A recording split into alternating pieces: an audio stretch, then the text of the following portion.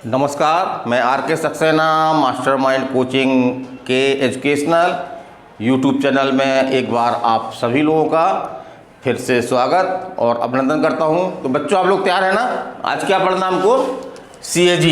इसका पूरा नाम क्या है आपका? भारत का नियंत्रक एवं महालेखा परीक्षक। इसको हम संक्षेप में क्या बोलते हैं? CAG। और इसको कैग भी बोल देते हैं और क्या बोलते हैं? CAG का controller and audit general, controller and auditor general.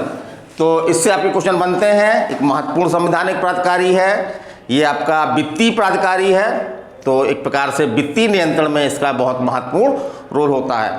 तो इससे क्वेश्चन किस तरह से बनते हैं? तो एक तो आपका ये क्वेश्चन बनता है कि नियंत्रक एवं महालेखा परीक्षक से संबंधित प्रावधान आपके कहां से कहां तक है संविधान में?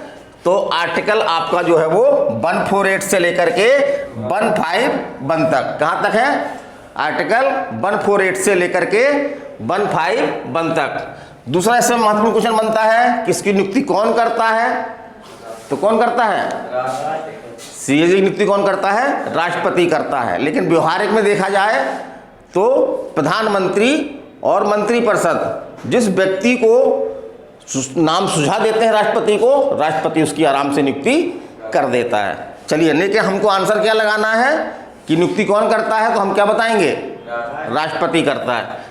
फिर आपका शपथ कौन दिलाता है इसको? तो शपथ भी जो है वो जो नियुक्ति करता है भाई, इसको जो है वो शपथ भी दिलाता है। फिर चलते हैं आगे। इसका कार्यकाल कितना है? तो कार्यकाल इसमें दो बातें कही गई हैं। एक तो 6 वर्ष भी दिया गया है और दूसरा अधिकतम आयु 65 वर्ष भी दी गई है। तो 6 वर्ष या 65 वर्ष की आयु जो भी पहले पूरी हो, जो भी आपकी पहले पूरी हो। जैसे कि एग्जाम्पल के लिए मान लीजिए कि कोई आपका मान लीजिए कि कोई 62 वर्ष का व्यक्ति CAG बन गया, तो पहले क्या पूरा होगा उसका? पहले पूरा उसकी आयु पूरी होगी। पहले क्या आएगा? आयु पूरी होगी, मैंने 65 वर्ष, तो आयु आ जाएगी पहले। लेकिन अगर कोई 50 वर्ष का व्यक्ति CAG बनता है तो सबसे पहले क्या पूरा होगा उसका? सबसे पहले पूरा उसका जो है वो कार्यकाल होगा, है ना। चलिए ठीक है, आगे चलते हैं। एक नियम है आपके भारतीय संविधान में कि केंद्र सरकार के जो भी कर्मचारी हैं वो राष्ट्रपति के प्रसाद पर्यंत पद धारण करते हैं। लेकिन CAG इस नियम का एक अपवाद है। CAG जो है वो इस नियम का एक अपवाद है, ये राष्ट्रपति के प्रसाद पर्यंत पद धारण नहीं करता। ठीक है, आगे चलते हैं। तो इसके कार्य क्या है, इसके काम देखते हैं हम क्या क्या है। तो जो आपका सार्वजनिक धन होता है, जो सरकारी धन होता है, जो सरकार को विभिन्न आयों के माध्यम से प्राप्त होता है और सरकार जो है उसको विभिन्न माध्यमों से खर्च करती है। तो जो सरकारी आय व्यय होता है उस पर जो है वो एक प्रकार से ये नियंत्रण रखता है और क्या करता है? उसकी ऑडिट करता है, उसका हिसाब किताब रखता है और जो है वो उसका गलत उपयोग ना हो, उसका गलत खर्च ना हो, इस बात को भी ये देखता है। एक ठीक उसी तरह से जिस तरह से एक चौकीदार काम करता है। तो एक प्रकार से हम कह सकते हैं कि सरकारी धन का जो है क्या है कि ये चौकीदार है। सरकारी धन का चौकीदार कौन है? आपका CAG है। फिर हम आगे चलते हैं। तो यही हमने लिखा है कि लोक धन का संरक्षक किसे कहा जाता है। एक क्वेश्चन आपका एग्जाम में बहुत सिंपल ये आता है कि लोक धन का संरक्षक किसे कहा जाता है, या सरकारी धन का संरक्षक किसे कहा जाता है? तो किसको कहा जाता है? CAG को कहा जाता है। फिर हम आगे चलते हैं। तो इसका कार्य क्षेत्र, तो ज़्यादातर जो अधिकारी हैं, केंद्रीय अधिकारी हैं, उनका कार्य क्षेत्र जो केंद्र सरकार तक होता है और उसी टाइप के राज्य में भी अधिकारी मिलते हैं, उनका कार्य क्षेत्र जो है राज्य होता है। लेकिन ये CAG एकमात्र ऐसा पद है जिसका कार्य क्षेत्र जो है वो न केवल केंद्र तक है बल्कि राज्यों तक है। मतलब जो काम वो केंद्र के लिए करता है वही काम जो है वो राज्यों के लिए भी करता है। तो दूसरे शब्दों में हम कह सकते हैं कि राज्यों की ऑडिट भी जो है वो कौन करता है? CAG करता है, जिस तरह से केंद्र की ऑडिट करता है। अब यहाँ पर एक चीज़ और ध्यान देने लायक है आपका, जो एग्जाम में क्वेश्चन आता है। जो केंद्र सरकार की ऑडिट करता है ये, तो उसका रिपोर्ट किसको देता है? ये राष्ट्रपति को देता है और राष्ट्रपति उस रिपोर्ट को क्या करता है? संसद के सामने रखवाता है और संसद फिर क्या करती है? उस पर संसद सदस्य जो है उस पर बहस करते हैं। इसी प्रकार से जो राज्यों की ऑडिट करता है ये, तो संबंधित राज्य की ऑडिट रिपोर्ट जो है किसको देता है, संबंधित राज्य के राज्यपाल को देता है, और राज्यपाल उसको क्या करता है, राज्य के विधानमंडल के समक्ष रखवाता है, उस पर व्यापक जो है वो चर्चा होती है।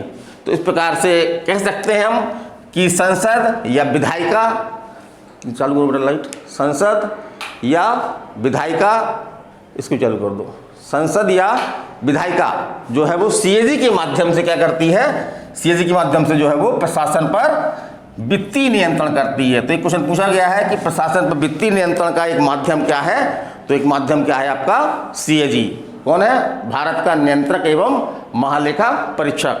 फिर आप बात करते हैं इसको हटाने की, तो इसको किस तरह हटाया जा सकता है, तो उसको भी आपको दिमाग में रखना है अपने। तो सीएजी को कदाचार, कदाचार मीन्स होता है कोई आर्थिक घोटाला करना। कदाचार क्या होता है, कोई आर्थिक घोटाला करना। थोड़ी सी लाइट डिस्टर्ब कर रही थी, थोड़ा सा वीडियो डिस्टर्ब हुआ।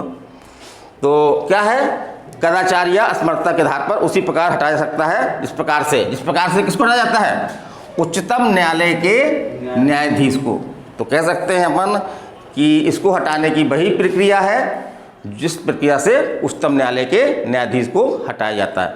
तो उच्चतम न्यायालय के न्यायाधीश को हटाने की क्या प्रक्रिया है कि हटाने का एक प्रस्ताव जो है वो लोकसभा और राज्यसभा में लाया जाएगा, और यदि लोकसभा और राज्यसभा उसको अलग अलग अपने बहुमत से उसको प्रस्ताव को पारित करती हैं तो उच्चतम न्यायालय का मुख्य न्यायाधीश जो है वो हट जाएगा।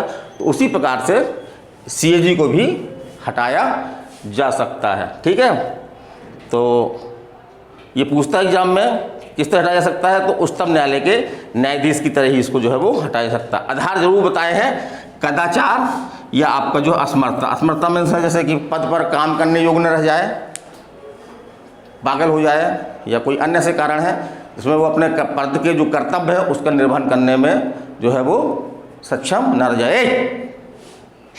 फिर आपका आगे देख रहे हैं कि एक आपका कथन ये आता है कि डॉक्टर भीमराव अम्बेडकर ने, डॉक्टर शांत बैठा का क्लास में है ना, डॉक्टर भीमराव अम्बेडकर ने किस को महत्वपूर्ण पदाधिकारी कहा है, किसको कहा है, सीएजी को। तो ये क्वेश्चन आपका एग्जाम आता है आपका कि डॉक्टर भीमराव अम्बेडकर ने किस संवैधानिक प्राधिकारी को संविधान का सबसे महत्वपूर्ण अधिकारी कहा है, तो किसको कहा है आपका, सीएजी को। किसको कहा है, सीएजी को। फिर हम आगे चलते हैं, तो एक क्वेश्चन आपका ये भी बनता है कि भारत के प्रथम सीएजी कौन थे, बी नरहरि राव। कौन थे, बी नरहरि राव, ये भारत के प्रथम सीएजी थे, है ना, जब ये पद बना। फिर वर्तमान में कौन है, तो वर्तमान में है आपके गिरीश चंद्र मुर्मू। कौन है, गिरीश चंद्र मुर्मू। ये 2020 से बनाए गए हैं, 2020 से बनाए गए हैं, तो ये 2026 तक आपके रहेंगे, है ना। तो इनमें कोई बदलाव नहीं होने वाला है जल्दी, तो इसको आप दिमाग में रखिएगा कि वर्तमान में कौन है आपके, गिरीश चंद्र मुर्मू। और सीएजी के बहुत महत्वपूर्ण काम है क्योंकि प्रकार का वित्तीय नियंत्रण करता है, केंद्र और राज्य सरकार की ऑडिट करता है।